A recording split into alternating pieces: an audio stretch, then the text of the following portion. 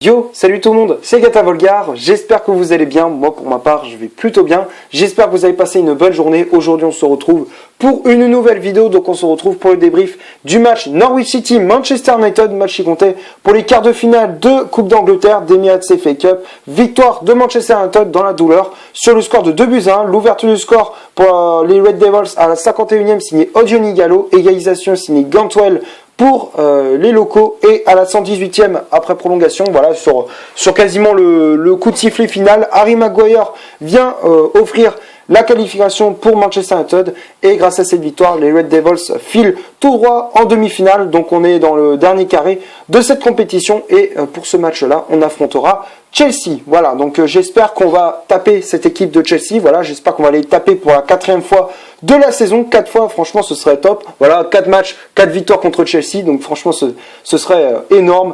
Donc voilà, donc du coup, pour en revenir au match face à Manchester United, donc, du coup, même si on a atteint les demi-finales de cette compétition, mais quand même que ce fut dur de se défaire de cette équipe de Norwich. Voilà, on avait dans les 45 premières minutes, bon, on n'avait pas montré grand-chose. Voilà, même du côté de Norwich, les deux équipes se sont un petit peu regardées jouer. Voilà, ils se sont neutralisés.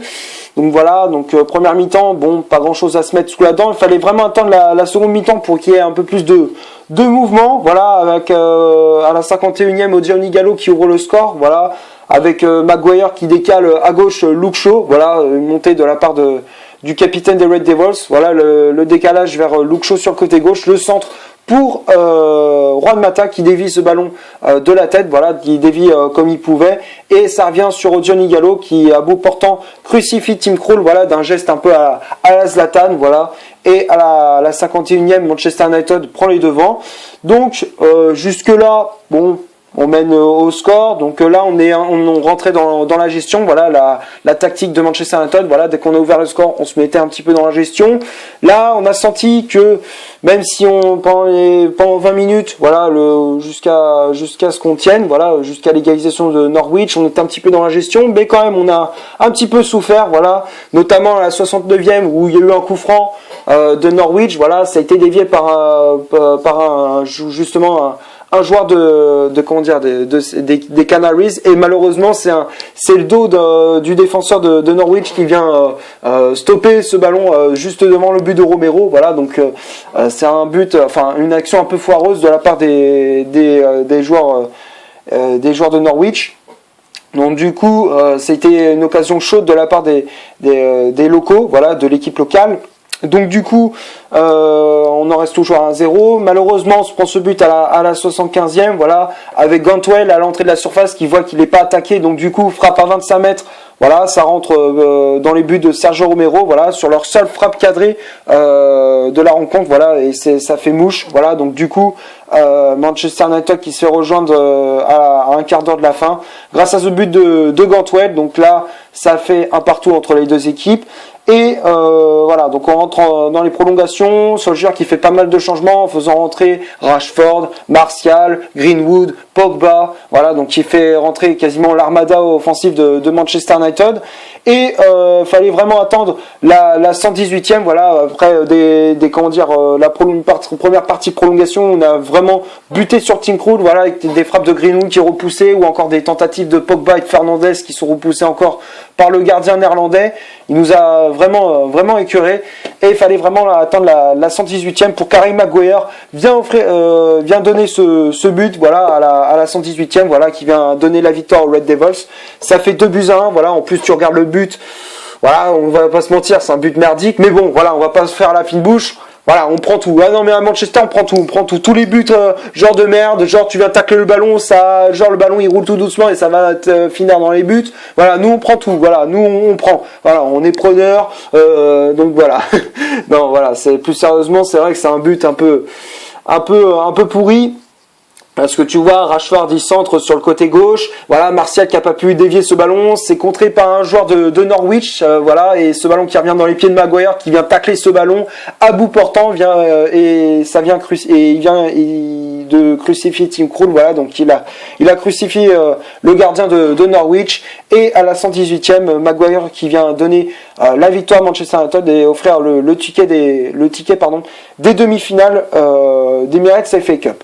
Voilà, bon, on va passer maintenant à la composition d'équipe que Ole Gunnar Solskjaer a aligné pour ce Norwich-Manchester United. Donc, on a gardé le 4-2-3-1. Bon, il y a eu pas mal de remplacements, voilà, donc il y a eu 6 changements au total. Donc, 4-2-3-1 classique, voilà, donc on a fait jouer l'équipe B, bien évidemment, avec Romero dans les buts de Manchester United. La charnière centrale, c'était Harry Maguire associé à Eric Bailly, Maguire qui a le brassard de capitaine. Les latéraux, Diogo Dalot à droite, Luke Shaw à gauche, McTominay et Fred au milieu de terrain, Bruno Fernandes en numéro 10, Jesse Lingard milieu latéral gauche, Juan Mata milieu latéral droit, et à la pointe de l'attaque de Manchester United, c'était le Nigérian Odion Ighalo. Après, il y a eu les remplacements qui étaient entrés en jeu. Voilà, les remplaçants. Il y avait Brandon Williams qui était entré en jeu à la place de Diogo Dalot, Matic à la place de Fred, McTominay à la place de Pogba, Greenwood à la place de Juan Mata, Rashford à la place de Jesse Lingard et pendant les prolongations, l'entrée en jeu d'Anthony Martial à la place d'Eric Bailly. Voilà pour la composition d'équipe. Donc on a fait jouer bien évidemment les remplaçants. Voilà.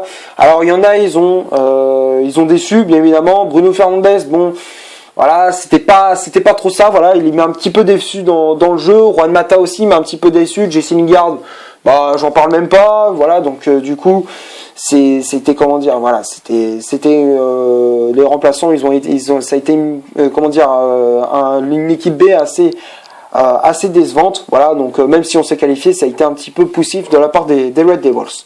Donc on va passer maintenant aux statistiques de cette vidéo. Donc on va commencer par celle de Norwich. Les Canaries, c'est 36% de possession balle, 9 tirs au total, dont un tir cadré seulement, dont un but, 8 fautes commises, 0 carton jaune, 1 carton rouge, une position d'hors-jeu et 2 corners obtenus par les Canaries, l'équipe locale.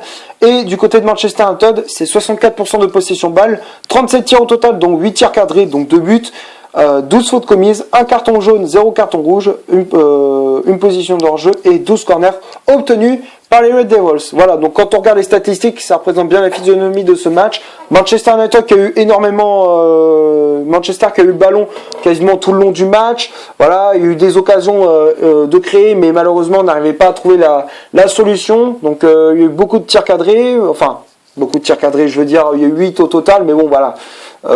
Des fois on s'est créé des occasions assez dangereuses, mais malheureusement on n'arrivait pas à trouver la solution. Donc voilà, donc du coup les statistiques sont plutôt du côté de Manchester United. Voilà, donc on va passer maintenant au top et au flop de cette vidéo. Donc on va commencer par Sergio Romero. Romero, bon, hormis ce but encaissé, il a fait un match plutôt solide.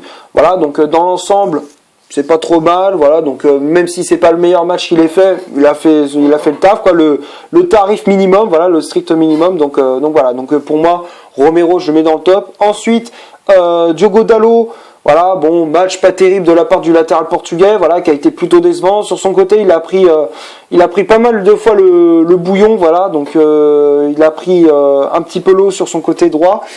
Donc voilà, donc Diogo Dalot, un petit peu décevant, donc pour moi je mettrais dans le flop. Ensuite, la charnière centrale Maguire Bailly, Maguire très bon match, voilà, match plutôt solide de la part du capitaine des Red Devils. Sur les coups de pied arrêtés, il a été assez dangereux, voilà, en plus c'est lui qui vient offrir la qualification pour Manchester United, voilà, donc dans l'ensemble il a été plutôt bon, même si on peut reprocher sur le but de Cantwell qu'il n'a pas attaqué le porteur du ballon, mais sinon hormis ça, il a été plutôt bon.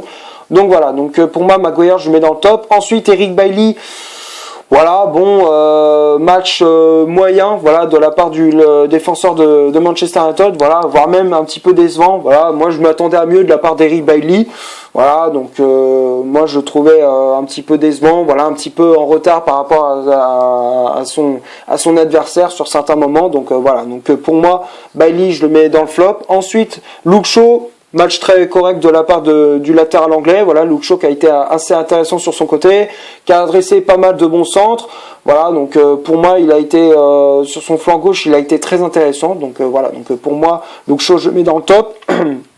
Ensuite, le milieu de terrain, McTominay, Fred, Scott McTominay, il a essayé de dynamiser le milieu de terrain de Manchester United, voilà, de donner du mordant, mais bon, voilà, il n'a pas été non plus extraordinaire, mais voilà, il a fait ce qu'il a pu, donc voilà, mais il a fait quand même un match assez bon, voilà, donc pour moi, Scott McTominay, je le mets dans le top.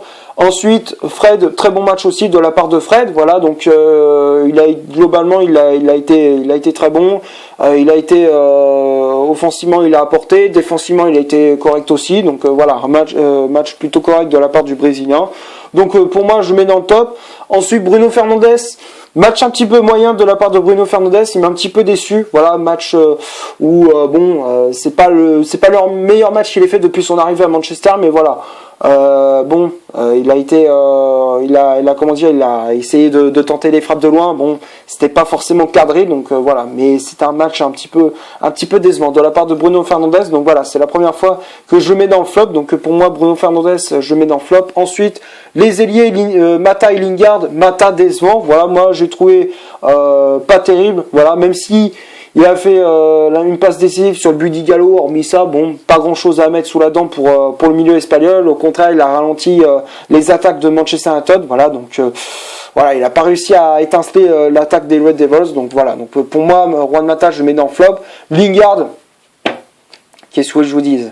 Voilà, Jesse Lingard qui a encore une fois été décevant. Voilà, qui met pas un pied devant l'autre. Voilà, qu'il essaye, mais il n'y a vraiment pas. Donc voilà, au départ, il a essayé, mais c'était plutôt bon. Mais voilà, après, il a été éteint. Voilà, il a été inexistant quasiment tout le long du match jusqu'à sa sortie. Donc voilà, donc pour moi, Jesse Lingard, je le mets dans le flop. Ensuite, Johnny Gallo, très bon match. Voilà, très bon match de la part de l'attaquant nigérian qui a répondu présent encore une fois. Voilà, même s'il est souvent remplaçant, à chaque fois dès qu'on l'appelle, il répond toujours présent. Donc voilà, donc pour moi, Gallo, je le mets dans le top. Ensuite, le remplaçant Brandon Williams, très bon, très bonne entrée en jeu de la part du latéral de Manchester United, voilà, donc qui a été plutôt bon sur son côté droit, voilà, même si bon, il est plus efficace à gauche, voilà, mais à droite aussi, il a été plutôt bon, donc pour moi, Brandon Williams, je le mets dans le top. Ensuite, Marcus Rashford, très bonne entrée en jeu de la part de Rashford qui a été plutôt bon, même si voilà, on sentait qu'il avait un petit peu de fatigue dans les jambes, mais voilà, hormis ça, il a été plutôt bon. Donc voilà, donc Rashford je mets dans le top. Greenwood aussi, très bonne entrée en jeu de la part de Mason Greenwood qui apporte un peu plus de vivacité à l'attaque de Manchester United. Voilà, c'était il a apporté un peu plus de vitesse, voilà, dans le jeu de Manchester United. Donc voilà, donc pour moi Greenwood je mets dans le top. Ensuite Pogba, très bonne entrée en jeu de la part de Pogba qui a un peu plus rythmé le milieu de terrain de Manchester United, voilà, donc dans l'ensemble Pogba qui a été plutôt bon. Matic aussi, très bonne entrée en jeu de la part de Nemanja Matic, voilà, donc il a été intéressant au milieu de terrain avec Paul Pogba et Anthony Martial, voilà, Martial qui a été intéressant, même si ça manquait un petit peu d'espace pour l'attaquant français qui a pas pu montrer de quoi il était capable réellement, mais voilà, il a été plutôt bon, voilà, donc pour moi je mets dans le top. Voilà, donc pour moi les flops durant cette rencontre sont Diogo Dalot, Bailly, Bruno Fernandes, Juan Mata et Jesse Lingard. Voilà, donc c'est tout ce que j'avais à dire pour ce Norwich Manchester United. J'espère que la vidéo vous aura plu. Si c'est le cas, vous laissez un énorme like. Tu cliques ici pour t'abonner pour rien rater de mes vidéos. Tu cliques ici pour en voir une autre si tu le souhaites. Et moi je te dis à la prochaine pour une prochaine vidéo. Ciao!